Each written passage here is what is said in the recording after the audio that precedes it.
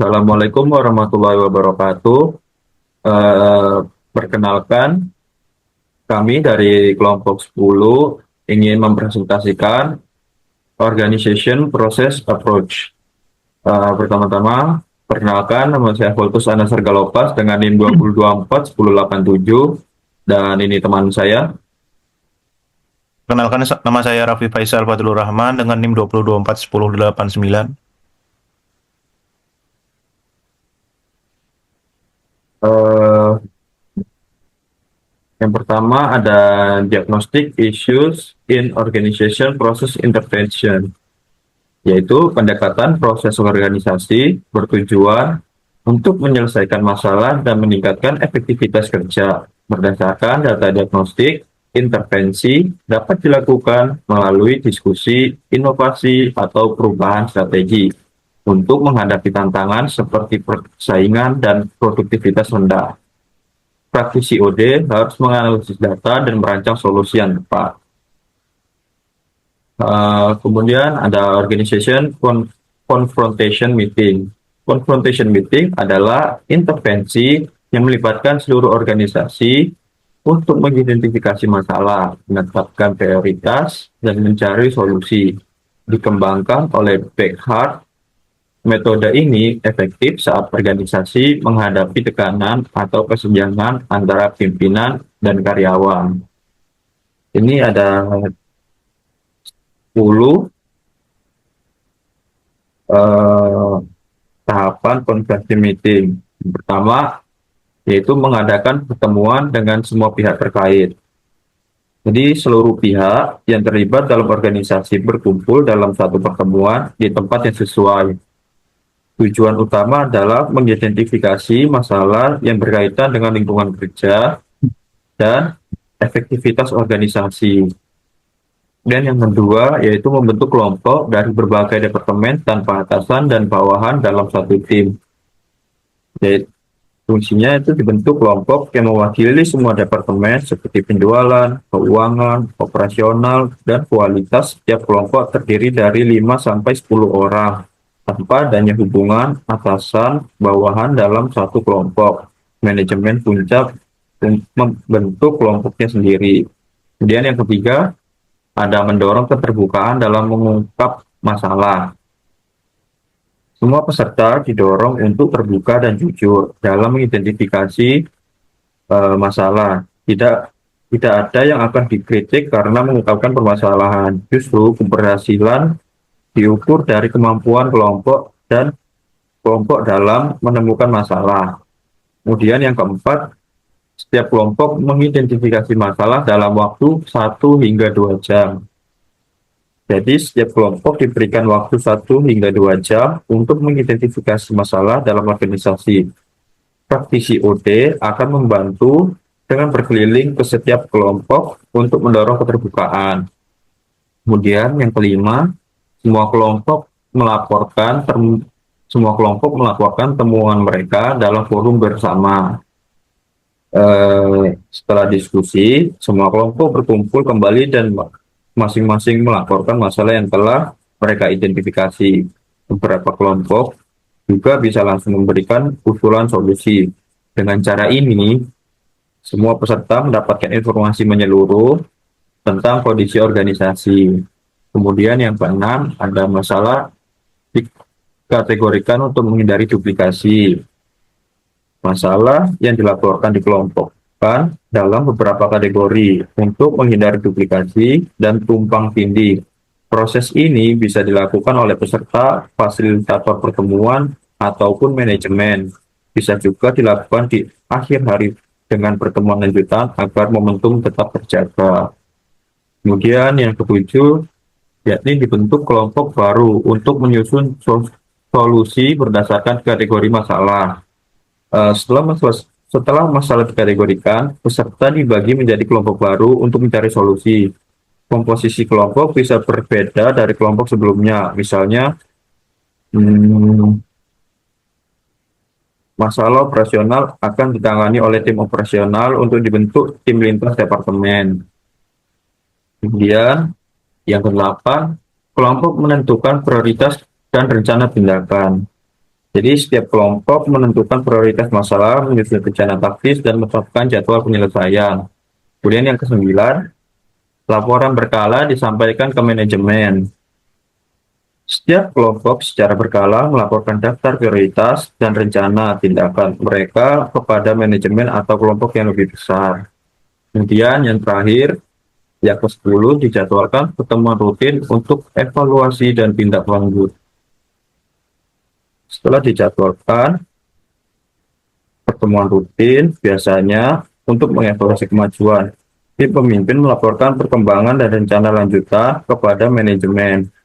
Perkembangan dan rencana lanjutan kepada manajemen atau tim lainnya. Pertemuan ini memastikan tindakan terus berjalan dan memungkinkan penyesuaian prioritas serta jadwal jika diperlukan. Metode ini membantu organisasi dalam mengatasi masalah dengan cepat dan efektif melalui keterlibatan langsung semua pihak. Dan ada result of confrontation meetings. Confrontation meetings efektif dalam menggerakkan organisasi untuk menyelesaikan masalah, terutama saat kinerja menurun. Metode ini berhasil diterapkan di berbagai industri, tetapi belum ada penelitian sistematis yang mengevaluasi dampaknya secara luas. Dan ada intergroup relation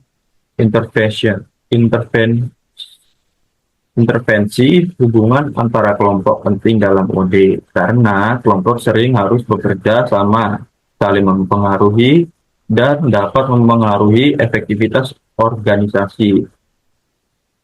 Di sini dibagi menjadi dua, yaitu microsom group dan intergroup conflict resolution. Untuk Microsoft Group, yaitu menggabungkan anggota dari berbagai kelompok untuk menyelesaikan masalah organisasi secara keseluruhan. Untuk Intergroup Conflict Resolution, yakni membantu dua kelompok menyelesaikan konflik yang menghambat kerjasama. Di Microsoft Group, ini adalah kelompok kecil yang mewakili berbagai bagian organisasi untuk menganalisis dan menyelesaikan masalah.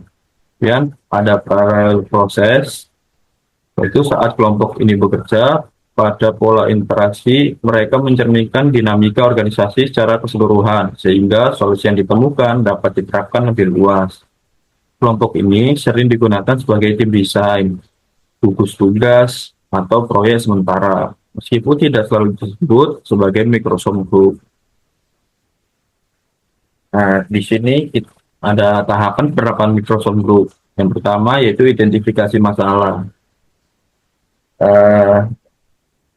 Menentukan isu organisasi yang perlu diselesaikan bisa dari diagnosis atau inisiatif manajemen. Jadi organisasi harus menentukan isu atau masalah yang berdampak luas, yang bisa berasal dari hasil diagnosis organisasi atau inisiatif individu atau tim tertentu. Contohnya, seorang manajer divisi membentuk Microsoft Group karena menemukan perbedaan antara informasi formal yang diterimanya dan data dari komunikasi informal dari organisasinya. Kemudian yang kedua yaitu membentuk kelompok. Memilih anggota yang mewakili berbagai pemangku kepentingan terkait masalah tersebut. Setelah masalah diidentifikasi, dibentuk kelompok kecil yang anggotanya mewakili berbagai bagian organisasi terkait isu tersebut. Jika masalahnya adalah keberagaman, maka kelompok ini harus terdiri dari anggota dengan latar belakang beragam. Untuk perusahaan global, kelompok ini bisa bersifat virtual dengan bantuan teknologi komunikasi. Keberadaan kelompok ini perlu diperkenalkan dengan baik agar mendapat pengakuan dan dukungan organisasi. Dan ada pelatihan kelompok, memberikan pelatihan dalam pemecahan masalah, pengambilan keputusan, dan kerja tim. Nah, setelah terbentuk kelompok ini diberikan pelatihan mengenai pemecahan masalah, pengambilan keputusan, dan kerjasama tim. OD practitioner bisa membantu dengan mengamati proses kelompok, karena pola interaksi dalam kelompok sering mencerminkan masalah organisasi yang lebih besar. Misalnya, jika kelompok membahas keberagaman, mungkin terjadi hambatan, komunikasi antar budaya, dan dalam kelompok itu sendiri, yang bisa menjadi gambaran tantangan di organisasi. Yang keempat, menyelesaikan masalah, menganalisis, merancang, dan menerapkan solusi dengan dukungan organisasi. Kelompok mulai bekerja mencari solusi dan menerapkan di organisasi. Agar solusi diterima luas, perlu strategi komunikasi yang baik, seperti publikasi hasil rapat, melibatkan berbagai pihak dalam diskusi, kemudian kemudian memastikan anggota kelompok mudah diakses oleh manajemen dan karyawan. Partisipasi organisasi dalam proses ini penting agar solusi diterima dan diimplementasikan dengan efektif. Kemudian yang kelima dan yang terakhir yaitu membubarkan kelompok. Setelah perubahan berhasil diterapkan, kelompok dibubarkan dengan laporan akhir atau pertemuan penutup. Nah, setelah solusi berhasil diterapkan, kelompok ini dibubarkan. Biasanya ini dilakukan melalui penyusunan laporan akhir atau pertemuan terakhir untuk mengevaluasi hasil kerja dan dampaknya pada organisasi. Dengan mengikuti tahapan ini, Microsoft Group dapat menjadi alat yang efektif dalam menangani masalah organisasi secara sistematis dan menyeluruh. Kemudian ada resolving intergroup konflik. Ini intervensi konflik antar kelompok dirancang khusus untuk membantu dua kelompok atau departemen dalam suatu organisasi menyelesaikan konflik yang tidak berfungsi. Kelompok atau bagian yang dibentuk dalam organisasi bertujuan untuk pembagian tugas dalam rangka mencapai tujuan organisasi. Dalam perjalanan hubungan antar kelompok dalam organisasi tidak selamanya berjalan baik. Beberapa konflik baik dalam skala rendah sedangkan maupun tinggi bisa jadi muncul akibat adanya perbedaan pandangan dan persepsi dalam menyikapi sebuah permasalahan dalam organisasi. Kemudian materi yang selanjutnya akan dilanjutkan oleh teman saya, yaitu Rafiq. Nah, jadi selanjutnya itu ada resolving intergroup conflict. Ini itu menyelesaikan konflik antar kelompok. Konflik antar kelompok merupakan fenomena yang sering terjadi dalam berbagai aspek kehidupan sosial, organisasi, dan masyarakat. Penyelesaian konflik yang efektif memerlukan pendekatan strategis dan komprehensif. Nah, berikut ini ada beberapa metode yang dapat diterapkan untuk menyelesaikan konflik antar kelompok. Yang pertama yaitu ada diskusi terbuka. Diskusi terbuka ini maksudnya itu mengadakan pertemuan yang memungkinkan semua pihak untuk dapat menyampaikan suatu pandangan dan perasaan mereka secara jujur. Diskusi ini juga harus dilakukan dengan kepala dingin dan dalam suasana yang kondusif, sehingga solusi dapat ditemukan tanpa terjadinya sebuah pertengkaran. Kemudian yang kedua yaitu prioritaskan hubungan baik. Ya, maksudnya itu menjaga dan memprioritaskan hubungan yang harmonis antara kelompok-kelompok yang berkonflik dengan menempatkan nilai hubungan di atas perbedaan potensi konflik dan dapat diminimalisir. Kemudian yang ketiga itu menjadi pendengar yang baik, uh, yakni memberikan kesempatan kepada semua pihak untuk dapat menyampaikan pendapat mereka tanpa interupsi. Mendengarkan dengan empati dapat membantu memahami perspektif lain dan mengurangi ketegangan. Kemudian yang keempat, ada hindari menyalahkan, yakni maksudnya itu berfokus pada penyelesaian masalah daripada mencari siapa yang salah. Pendekatan ini itu mendorong kerjasama dan menghindari eskalasi konflik. Kemudian yang kelima, memahami keinginan semua pihak. Berusaha memahami kebutuhan dan keinginan dari semua kelompok yang terlibat. Dengan demikian, solusi yang adil dan memuaskan bagi semua pihak dapat dicapai. Kemudian yang keenam, negosiasi. Negosiasi maksudnya ini melakukan perundingan untuk mencapai kesepakatan yang menguntungkan semua pihak. Negosiasi memungkinkan kompromi dan solusi win yang dapat diterima bersama. Yang ketujuh, mediasi. Mediasi di sini maksudnya itu menggunakan pihak ketiga yang netral untuk memfasilitasi penyelesaian konflik. Mediator membantu menjembatani komunikasi dan mencari solusi yang disepakati bersama tanpa memihak. Kemudian yang ke-8, konsiliasi.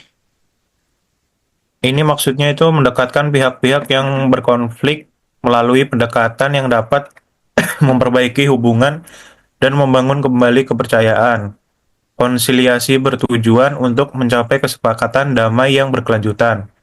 Kemudian yang ke-9, kolaborasi. Kolaborasi ini mendorong kelompok yang berkonflik untuk bekerja sama dalam mencapai tujuan bersama. Dengan menekankan pentingnya kebersamaan, kelompok dapat menemukan solusi yang menguntungkan semua pihak. Dan yang terakhir, pemisahan atau bisa disebut segregasi.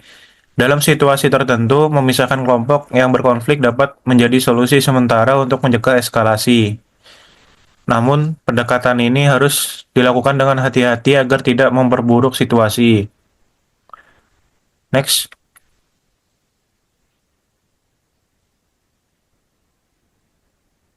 Nah, selanjutnya itu ada large group intervention. Large group intervention adalah metode dalam pengembangan organisasi yang melibatkan sejumlah besar pemangku kepentingan, mulai dari puluhan hingga ratusan individu dalam proses perubahan dan pemecahan masalah secara bersama-sama. Pendekatan ini bertujuan untuk mengumpulkan perspektif yang beragam, guna mencapai pemahaman dan solusi yang lebih komprehensif terhadap tantangan organisasi.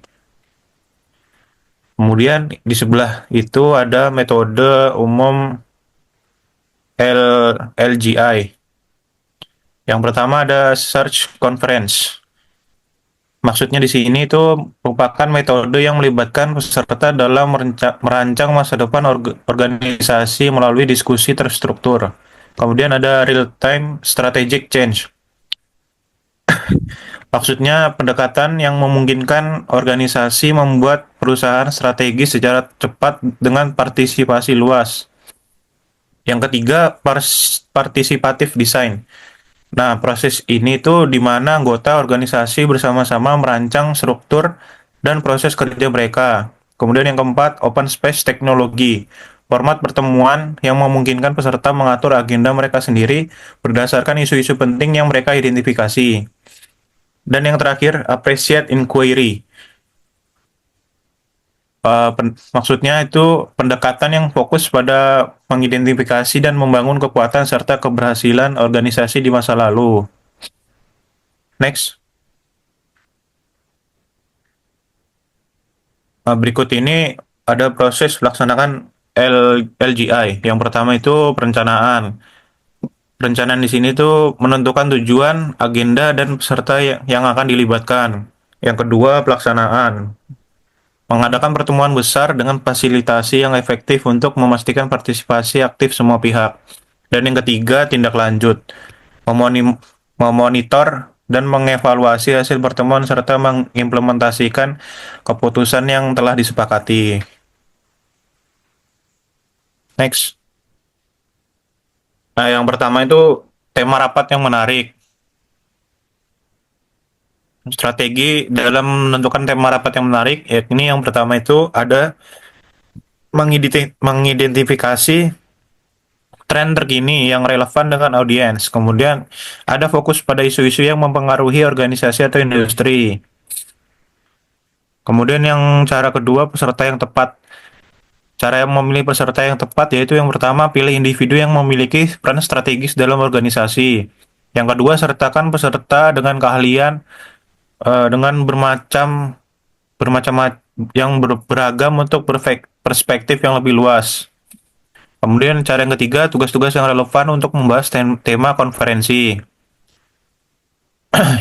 Yang pertama itu bagi tugas berdasarkan keahlian dan tanggung jawab bagi peserta.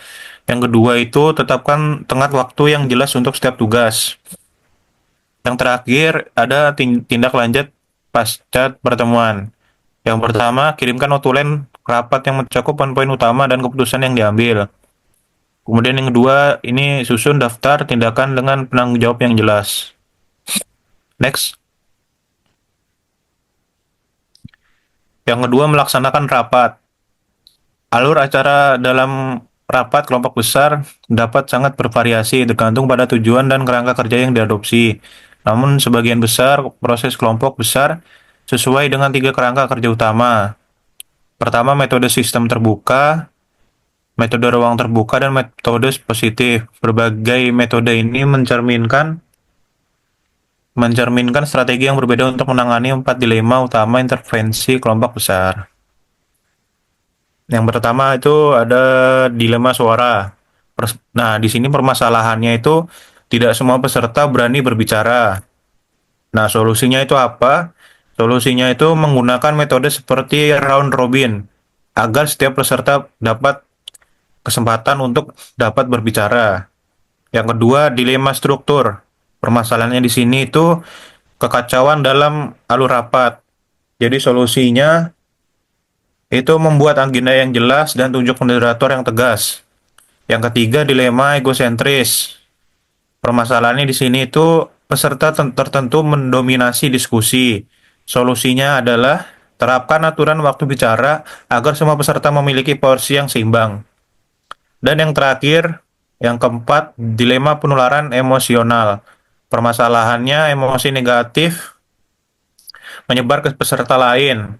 Solusinya di sini itu adalah menciptakan suasana rapat yang positif dengan pembukaan yang bersemangat atau ice breaking. Next.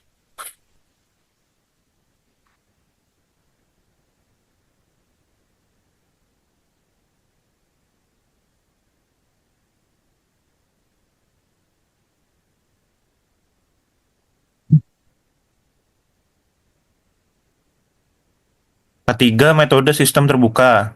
Berbagai pendekatan kelompok besar seperti konferensi pencarian, perencanaan sistem terbuka, akselerator keputusan, dan perubahan strategis waktu nyata memiliki basis pada metode sistem terbuka dan termasuk salah satu organisasi besar yang lebih terstruktur. Pendekatan ini membantu anggota organisasi mengembangkan misi strategis untuk untuk berhubungan dengan lingkungan dan memengaruhinya ke arah yang menguntungkan.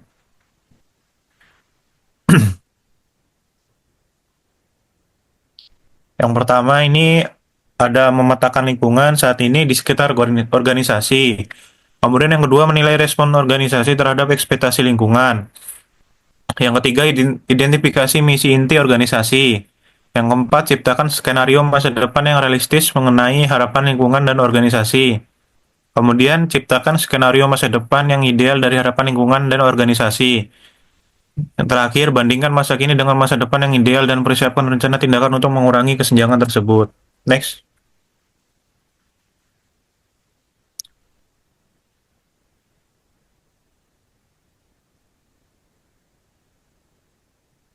Yang keempat, metode ruang terbuka. Metode ruang terbuka merestrukturisasi sementara atau mengorganisasikan sendiri partisipan berdasarkan minat dan topik yang terkait dengan tema konferensi. Umumnya, langkah-langkah yang harus diikuti adalah sebagai berikut. Yang pertama, tetapkan kondisi untuk pengorganisasian diri. Pada langkah pertama, praktisi atau manajer OD bertanggung jawab atas intervensi kelompok besar mengatur panggung dengan mengumumkan tema sesi dan norma-norma yang akan mengaturnya. Yang kedua, buat agenda. Langkah kedua ini dalam intervensi ruang terbuka adalah mengembangkan rencana jalan. Peta untuk sisa konferensi, hal ini dilakukan dengan meminta peserta untuk menjelaskan topik yang terkait dengan tema konferensi yang mereka minati dan minat untuk berdiskusi. Yang ketiga, koordinasikan aktivitas melalui informasi. Koordinasikan aktivitas melalui informasi dua cara untuk mengkoordinasikan kegiatan. Next. Yang kelima, metode positif. Metode pendekatan ini dapat membantu melihat berbagai isu organisasi, namun ciri khasnya adalah pembingkaian isu yang mengapresiasi dan pemanfaatan kemampuan organisasi. Pendekatan appreciate inquiry atau AI Summit menyarankan bahwa pengorganisasian dan perubahan manusia harus menjadi proses penyelidikan relasional yang didasarkan pada afirmasi dan penghargaan. Berikut 4 langkah dalam pertemuan puncak AI atau appreciative inquiry adalah sebagai berikut. Yang pertama, temukan inti positif organisasi.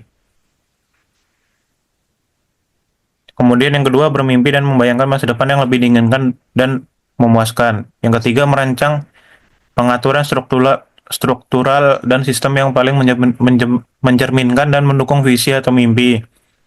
Yang keempat, buatlah rencana tindakan spesifik yang akan memenuhi tujuan organisasi. Next. Yang terakhir, yang keenam, menindaklanjuti hasil rapat. Upaya ini sangat penting dalam pelaksanaan rencana aksi dari intervensi skala besar. Upaya ini melibatkan komunikasi hasil pertemuan tersebut kepada seluruh organisasi, sehingga memperoleh komitmen yang lebih luas terhadap perubahan dan menyusun proses perubahan. Dalam kasus-kasus di mana semua anggota organisasi terlibat dalam pertemuan kelompok besar, implementasi dapat dilanjutkan segera sesuai dengan jadwal yang tercantum dalam rencana aksi. Next. Dan materi yang terakhir ada results of large group intervention.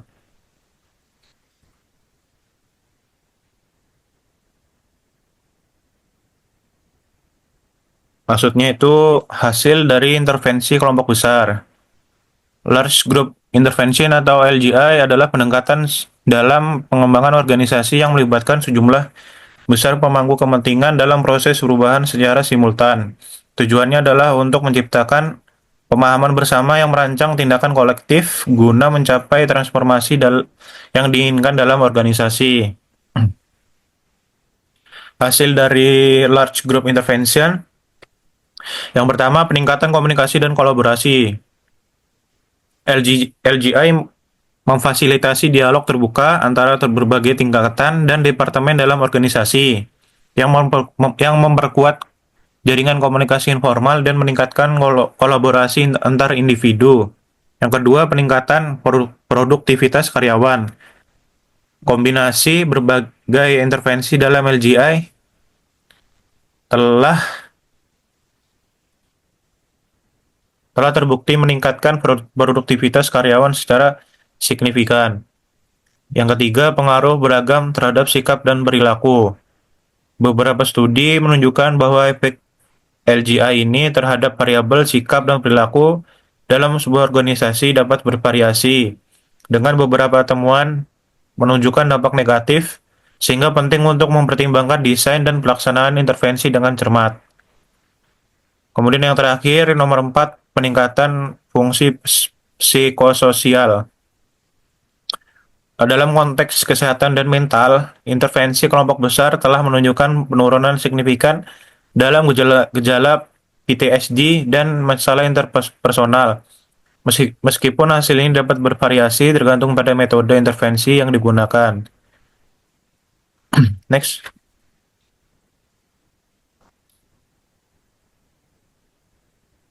Oke, sekian presentasi dari kelompok kami.